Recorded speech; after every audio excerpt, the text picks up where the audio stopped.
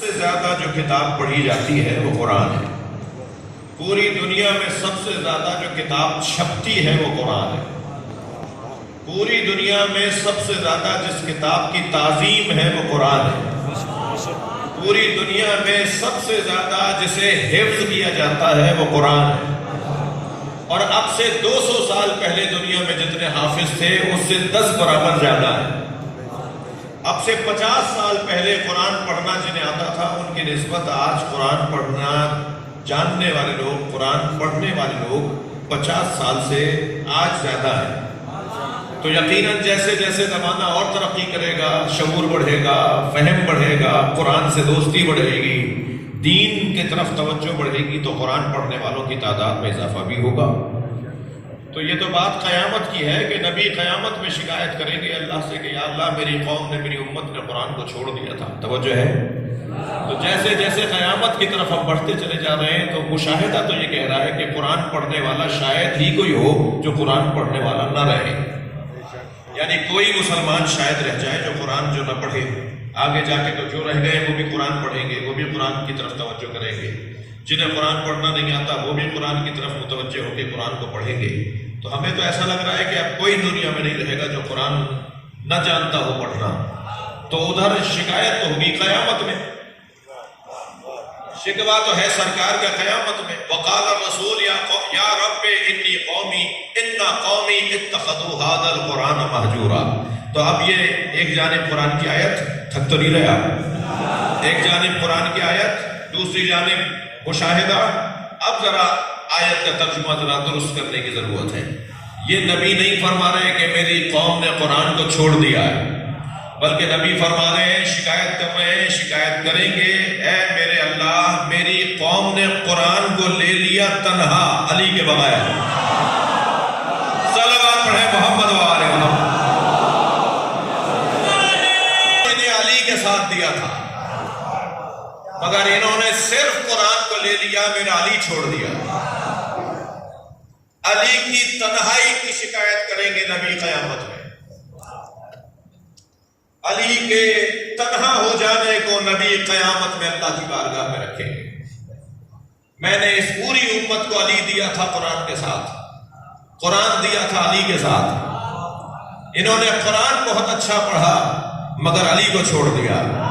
اگر تھکے نہیں بیٹھے ہیں، وقت ایسا ہے سارے دن کی عبادت میں آپ رہے، سارے دن آپ روزے سے تھے، پھر قرآن پڑھا، پھر آپ مسلسل مجلسوں میں ہیں، تو میں آپ سے ذرا حوصلہ چاہ رہا ہوں کہ آپ اظہار کریں کہ آپ تھکے ہوئے نہیں ہیں۔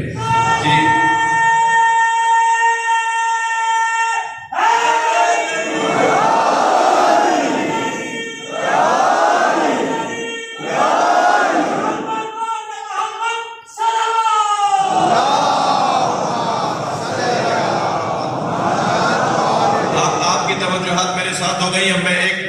کرنا چاہ رہا ہوں، ایک نقطہ، ایک پیغام، ایک تفسیری پہلو آپ کے سامنے رکھنا چاہ رہا ہوں۔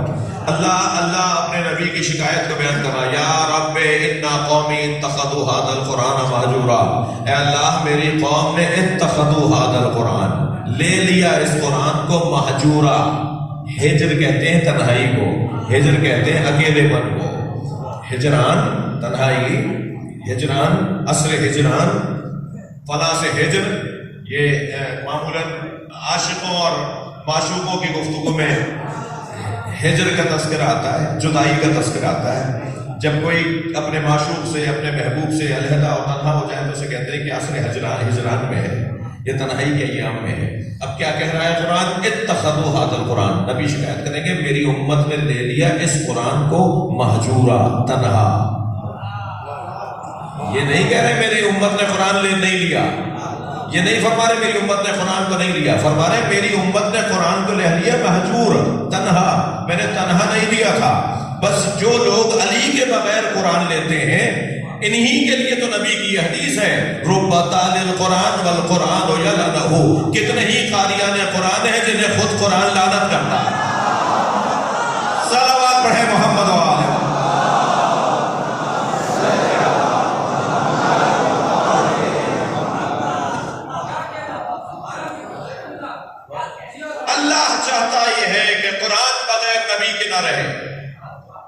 نبی چاہتے ہیں کہ قرآن کے نہ رہے، علی چاہتے ہیں قرآن بغیر حسن کے نہ رہے، حسن مولا چاہتے ہیں قرآن بغیر حسین کے نہ رہے، اور اسی طرح سلسلہ بڑھے تو امام عسکری چاہتے ہیں کہ قرآن بغیر مہدی کے نہ رہے۔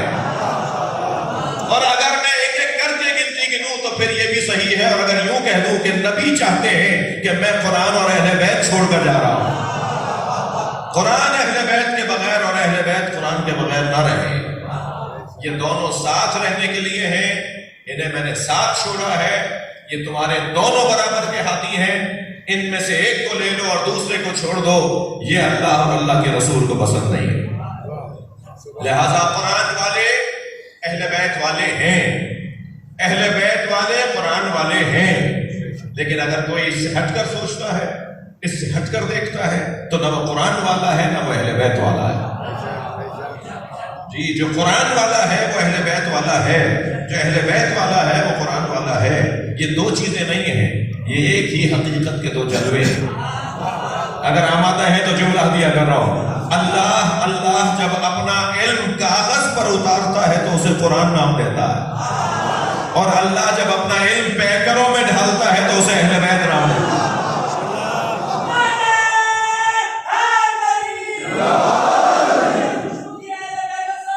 قرآن اور اہل بیت کے ساتھ جڑنے والا ہی واقعی مسلمان ہے۔ یعنی مجھے اور آپ کو یا ہمیں کسی کو یا کسی کو ہمیں اگر ناپنا اور تولنا ہے کہ کون کتنا بڑا مسلمان ہے، تو اس کی ایک کسوٹی یہی ہے کہ کتنا اس کا قرآن سے تعلق ہے اور کتنا اس کا اہل بیت سے تعلق ہے۔ اگر قرآن اور اہل بیت سے برابر کا تعلق نہیں ہے تو وہ خود طے ہو گیا کہ وہ مسلمان نہیں ہے، وہ نبی کی وصیت پہ عمل نہیں کر رہا۔ نبی چھوڑ کر گئے ہیں قرآن کو اہل بیت کے ساتھ اور اہل بیت کو قرآن کے ساتھ۔ جس نبی نے یہ کہا ہے نا کہ اللہ ہے، توجہ، جس نبی نے یہ کہا اور ہم نے مان لیا کہ اللہ ہے، اسی نبی نے کہا ہے کہ قرآن اور اہل بیت علیحدہ نہیں ہوں گے۔ تو ہمیں ماننا ہے کہ قرآن اور اہل بیت علیحدہ ہونے والے نہیں ہیں۔ جب نبی نے فرما دیا لن یفترقا حتی یرد علی الحوض، یہ ایک دوسرے سے جدا نہیں ہوں گے یہاں تک کہ حوض کوثر پہ آ کے مجھ سے ملاقات کریں گے، جی یہ ایک دوسرے سے علیحدہ نہیں ہوں گے یہاں تک کہ حوض کوثر پہ آ کے مجھ سے ملاقات کریں گے۔ تو اگر ہمارے گھروں میں، ہماری مسجدوں میں، ہمارے امام بارگاہوں میں قرآن رکھا ہوا ہے تو ماننا پڑے گا کہ اہل بیت بھی ہیں، اس لیے کہ نبی نے کہا یہ علیحدہ نہیں ہوں گے، وہ ہے تو یہ بھی ہیں۔ اب جب وہ ہے اور یہ بھی ہیں تو یہ ہمیں نظر کیوں نہیں آ رہا؟ تو پچھلے دنوں مجھے ایک کلام کہنے کی توفیق ہوئی، علی صدر آپ کو کلام کے دو مصرے ہدیہ کر رہا ہوں۔ محفل گزری ہے نا امام حسن مجتبیٰ کی دو دن پہلے، تو ایک منقبت کہنے کی توفیق ہوئی، اس کا مطلب کچھ یوں تھا کہ میرے امام حسن کی محفل ہے۔ آپ محفل کو تصور میں رکھ کے سوچئے گا، میرے امام حسن کی محفل ہے کہ ان کا ذکر میری زندگی کا حاصل ہے۔ اب اس مطلع کے اندر جو دو مصرے جو میرے مضمون میں اس وقت آئے ہیں وہ میں آپ کو سنا رہا ہوں کہ وہ سامنے ہیں مگر ان کو کس طرح دیکھو۔ بھائی قرآن ہے، نبی نے کہا ہے کہ اہل بیت بھی ہیں، اب قرآن نظر آ رہا ہے اور اہل بیت نظر نہیں آ رہے، تو میں کیسے سمجھاؤں اپنے آپ کو کہ قرآن ہے اور اہل بیت بھی ہیں مگر قرآن نظر آ رہا ہے اور اہل بیت نظر نہیں آ رہے مجھے، تو میں اپنے آپ کو کیسے سمجھاؤں گا؟ تو میں نے اپنے آپ کو سمجھایا ہے کہ وہ سامنے ہیں مگر ان کو کس طرح دیکھوں، حجاب کم نظری درمیان میں آئے۔ صلوات پڑھے ذرا محمد وآلہ، بلندر صلوات۔ میری کم نظری ہے نا، یہ جو مجھے اینک کی ضرورت ہے، مجھے نظر نہیں آ رہا، کیا کرتے ہیں بھائی جب نظر نہیں آتا؟ اینک لگواتے ہیں۔ جب نظر نہ آئے تو کیا کرواتے ہیں؟ علاج کرواتے ہیں۔ جب نظر نہ آئے تو کیا کرتے ہیں؟ اینک لگواتے ہیں۔ تو اب تک میں نے اینک لگوائی، اب تک میں نے علاج کروایا۔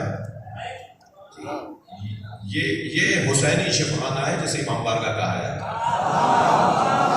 ہاں یہ امام بارگاہ جو ہے یہ حسینی شفاخانہ ہے، اس شفاخانے سے ہی شفا ملے گی۔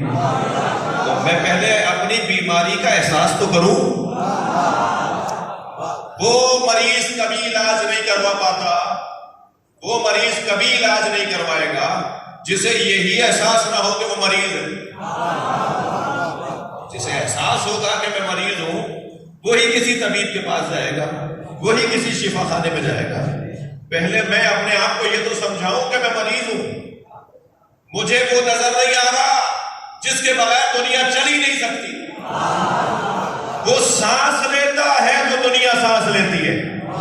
یہ کون سی صبح ہے جس کی قسم اللہ نے کھائی ہے؟ وَالصُّبْحِ إِذَا تَنَفَّسَ، قسم ہے صبح کی جب وہ سانس لیتی ہے۔ وہ صبح کون سی صبح ہے جو سانس لیتی ہو؟ کیا صبح بھی سانس لیتی ہے؟ کیا مغرب عشاء بھی سانس کا مند کرتی ہے؟ یہ کون سی صبح ہے جو سانس لیتی ہے؟ قرآن کہہ رہا ہے نا وَالصُّبْحِ إِذَا تَنَفَّسَ، قسم ہے اس صبح کی جب وہ سانس لیتی ہے۔ وہ صبح جو سانس لیتی ہے تو کائنات سانس لیتی ہے، اس صبح کو امام زمانہ کہا جاتا ہے۔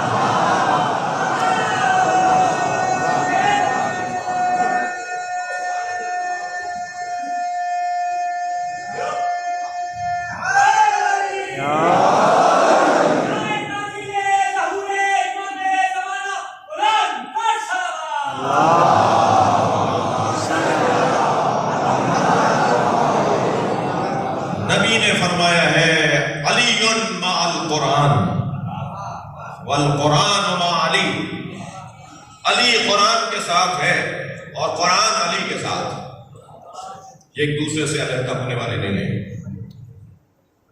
مقدسات کو ڈھال بنانا صرف آج کے سیاستدانوں کا کام نہیں ہے،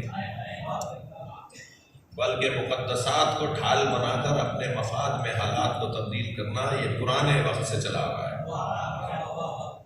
جی کیا ہوا تھا ایک میدان میں جب قرآن نیزوں پہ اٹھایا گیا تھا تو کتنے لوگوں کے دل کی دھڑکنیں بڑھنا شروع ہو گئی تھی، کتنے ہی لوگ تھے جو میدان چھوڑ چھوڑ کر واپس آ رہے تھے، کتنے ہی لوگ تھے جنہوں نے علی کا ساتھ دینا چھوڑ دیا تھا، یہ کہہ کر کے وہاں قرآن ہے، ہم قرآن کے خلاف تلوار کیسے چلائیں، ہم قرآن کی طرف تیر کیسے پھینکیں۔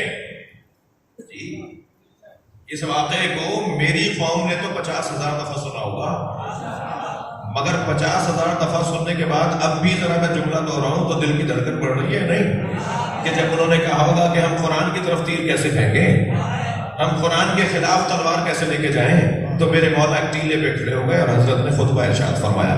حضرت نے فرمایا وہ جو نیزوں پر اٹھا قرآن نظر آ رہا ہے وہ کھال پر لکھا ہوا ہے، یہ تمہارے سامنے مجسم قرآن کھڑا ہے۔ یہ تشخیص دینا، یہ سمجھنا، یہ تشخیص دینا اور یہ سمجھنا ہی تو بصیرت ہے۔ سارا مسئلہ ہی میرے بچوں جوانوں، میں بزرگوں سے تو دعا چاہیے مجھے، میں بچوں جوانوں کے لیے بات کر رہا ہوں، سارا مسئلہ ہی بصیرت کا ہے۔ علی مولا کا اچھا نعرہ وہ لگاتا ہے جو بابصیرت ہو، جو بصیرت کے ساتھ علی مولا کو یا علی کہتا ہے، اس کے یا علی کہنے میں طاقت ہی کچھ اور ہے۔ بھائی نعرہ میں بھی لگاتا ہوں، یا علی کا نعرہ مقداد بھی لگاتے تھے، مگر مقداد کے یا علی میں تاثیر یہ تھی کہ مٹی کا ڈھیلا سونا ہو جاتا تھا۔